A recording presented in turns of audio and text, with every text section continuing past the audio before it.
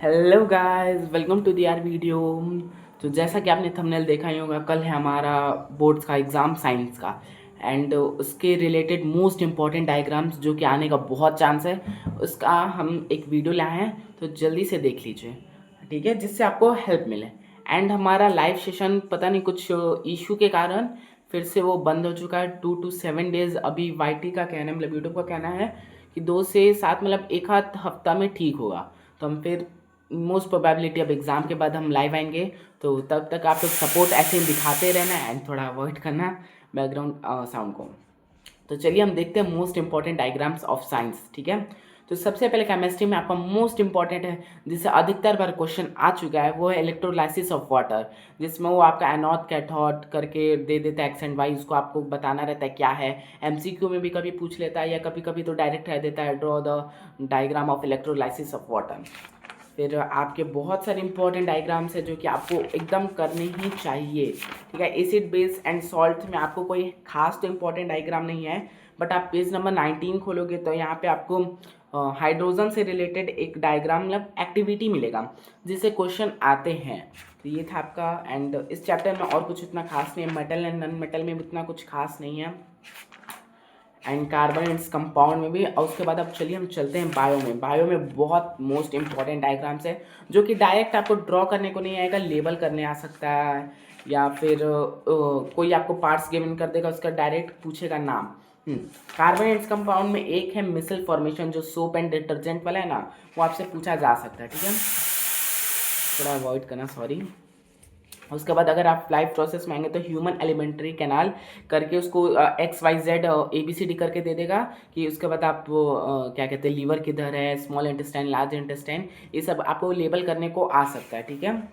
इसमें भी फिर ह्यूमन हार्ट का भी आपको डायग्राम आ सकता है। Most important nephron and kidney वाला जो स्ट्रक्चर है, किडनी का तो आपको ड्रॉ एंड नेफ्रॉन का ड्रॉ करने भी आ सकता है, या तो लेबल करने भी आ सकता है। तो ये दोनों आप डायग्राम मोस्ट इंपॉर्टेंट है, थोड़ा आप देख लेंगे तो आपके लिए अच्छा रहेगा। एंड आपको बाई चांस डबल सर्कुलेशन से रिलेटेड एक क्वेश्चन आए तो पेज नंबर आप अपना 92 ओपन कर लीजिए। ह्यूमन हार्ट के नीचे एक दिया है 4 चैम्बर करके, अगर आप ये डायग्राम बना देंगे तो आपको बहुत अच्छा नंबर मिलेगा, प्रेजेंटेशन थोड़ा अच्छा बनेगा, ठीक है। उसके बाद इस चैप्टर में कुछ नहीं है।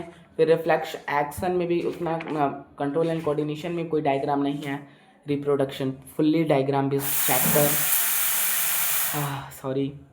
इसमें आपको बाइनरी बडिंग, क्या कहते हैं, फ्रेगमेंटेशन, क्या कहते हैं, रीजनरेशन, वेजिटेटिव प्रोपगेशन, जो जो डायग्राम दिया है सब रट लीजिए। आएगा क्वेश्चन, आपको डायग्राम बना देना है। अगर 2 मार्क्स से ऊपर आए, या 2 मार्क्स का है, तो मेरी मोस्ट प्रोबेबिलिटी आप छोड़ देंगे तो ज़्यादा बेटर रहेगा, टाइम वेस्ट है। अगर 3-5 नंबर में आया तो आप डायग्राम प्लीज़ बनाइएगा, बहुत अच्छा रहेगा आपके बनाने के लिए।